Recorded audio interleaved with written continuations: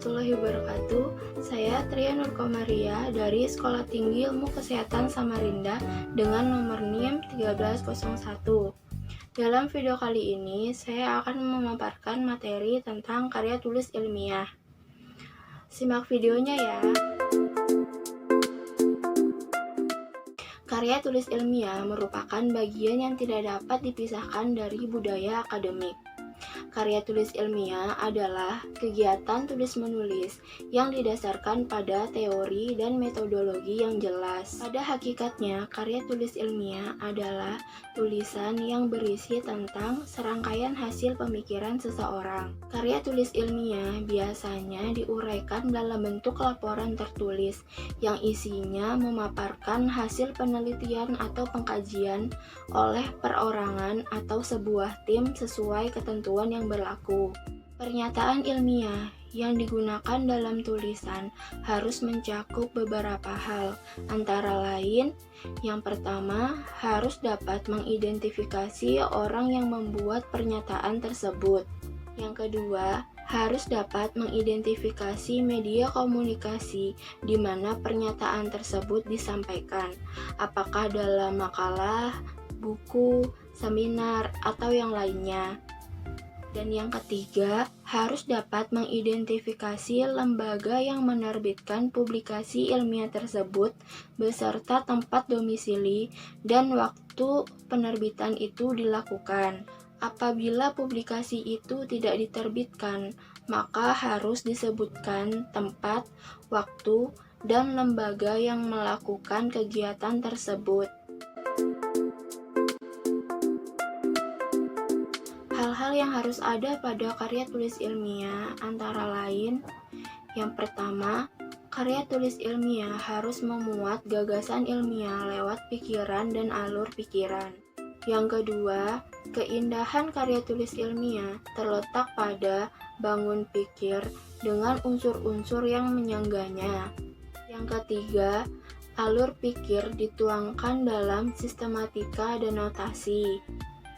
Yang keempat, karya tulis ilmiah terdiri atas unsur-unsur kata, angka, tabel, dan gambar yang tersusun mendukung alur pikir yang teratur. Yang kelima, karya tulis ilmiah harus mampu mengekspresikan asas-asas yang terkandung dalam hakikat ilmu dengan mengindahkan kaidah-kaidah kebahasaan. Dan yang keenam, karya tulis ilmiah terdiri atas serangkaian narasi atau penceritaan, eksposisi atau pemaparan, deskripsi atau penggambaran, serta argumentasi atau alasan. Ciri-ciri karya tulis ilmiah. Ada 4 ciri dalam karya tulis ilmiah. Yang pertama, bahasa yang digunakan dalam penulisan karya tulis ilmiah adalah bahasa baku yang tercermin dari pemilihan kata istilah dan kalimat-kalimat yang efektif dengan struktur yang baku. Ciri-ciri yang kedua yaitu sikap penulis dalam karya tulis ilmiah adalah objektif yang disampaikan dengan gaya bahasa impersonal dengan menggunakan banyak bentuk pasif tanpa menggunakan kata ganti orang pertama atau kedua. Ciri-ciri yang ketiga, struktur kajian karya tulis ilmiah sangat ketat, terdiri dari bagian awal atau pendahuluan, bagian inti atau pokok pembahasan, dan bagian penutup. Ciri-ciri yang keempat, komponen karya tulis ilmiah bervariasi sesuai dengan jenisnya. Namun, semua karya tulis ilmiah mengandung pendahuluan, bagian inti, penutup, dan daftar pustaka. Artikel ilmiah yang dimuat dalam jurnal mengisyaratkan adanya abstrak.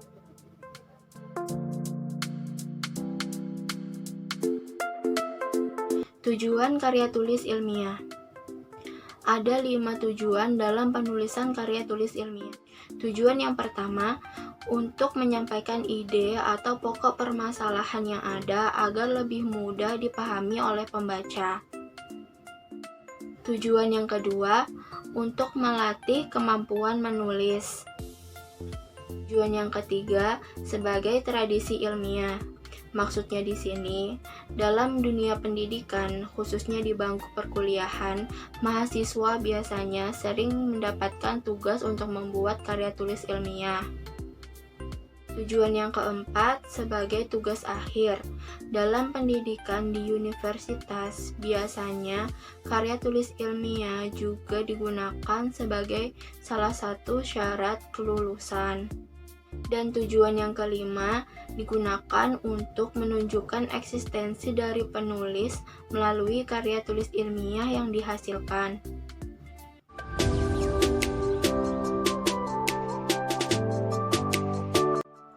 Bentuk-bentuk karya tulis ilmiah. Ada 10 bentuk karya tulis ilmiah. Bentuk yang pertama adalah artikel ilmiah populer.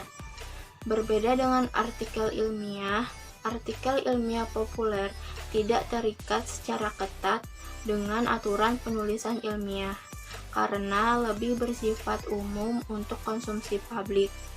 Artikel ini tidak ditulis untuk keperluan akademik, sehingga aturan penulisannya tidak begitu ketat. Artikel ilmiah populer biasanya dimuat dalam surat kabar atau majalah.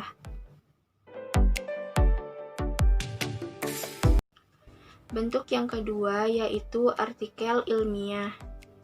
Artikel ilmiah biasanya dimuat pada jurnal-jurnal ilmiah. Kekhasan artikel ilmiah terletak pada penyajiannya yang tidak panjang lebar tetapi tidak mengurangi nilai keilmiahannya. Artikel ini bukan sembarang artikel. Jurnal-jurnal ilmiah mensyaratkan aturan yang sangat ketat sebelum artikel ini dapat dimuat pada jurnal. Jurnal-jurnal ilmiah yang terakreditasi sangat menjaga pemuatan artikel. Bagi ilmuwan yang artikel ilmiahnya diterbitkan dalam jurnal internasional, itu merupakan bentuk pengakuan bahwa keilmuannya diakui.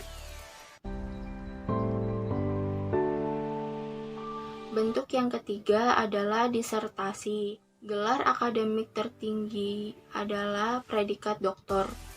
Gelar doktor dimungkinkan apabila mahasiswa S3 dapat mempertahankan disertasi di hadapan Dewan Penguji Disertasi.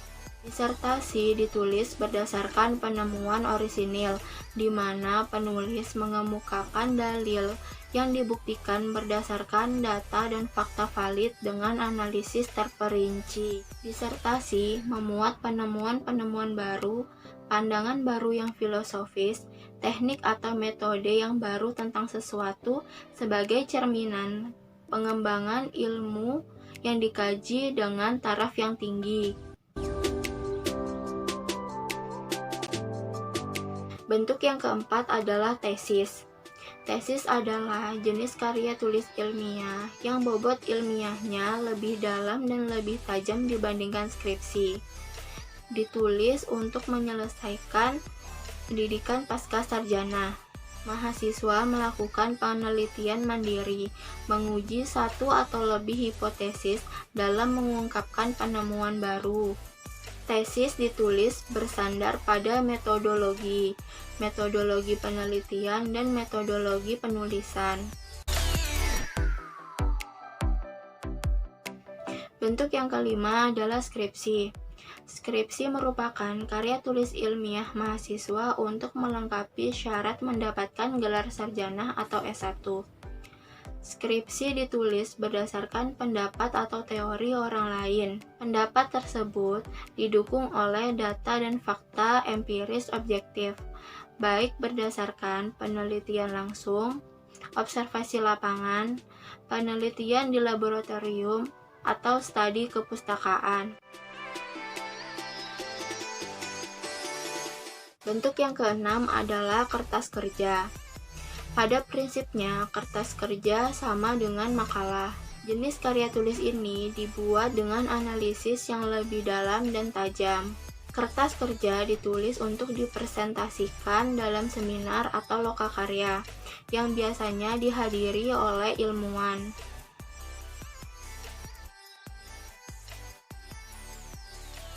Bentuk yang ketujuh adalah makalah.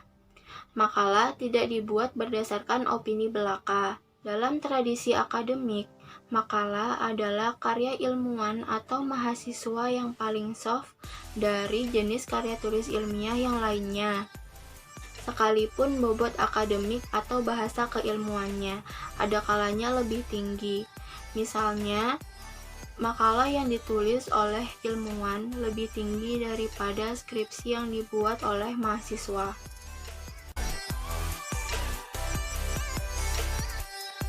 Bentuk yang kedelapan adalah resensi. Resensi merupakan karya tulis ilmiah yang berisi penimbangan, pengulasan, atau penilaian sebuah buku yang disajikan kepada pembaca melalui surat kabar, majalah, atau jurnal untuk memberikan pertimbangan dan penilaian secara objektif, sehingga masyarakat mengetahui apakah buku yang diulas tersebut patut dibaca atau tidak.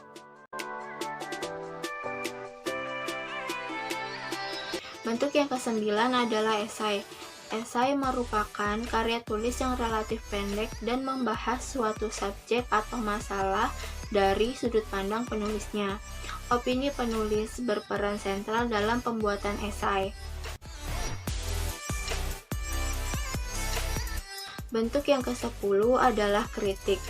Kritik merupakan karya tulis yang berisikan penilaian baik buruknya suatu karya secara objektif. Tidak hanya mencari kesalahan atau kelemahan suatu karya, melainkan juga mencari kelebihan dan keunggulan karya tersebut. Demikian sedikit pemaparan yang dapat saya sampaikan dalam video ini. Untuk kurang dan lebihnya saya mohon maaf. Sekian dan terima kasih.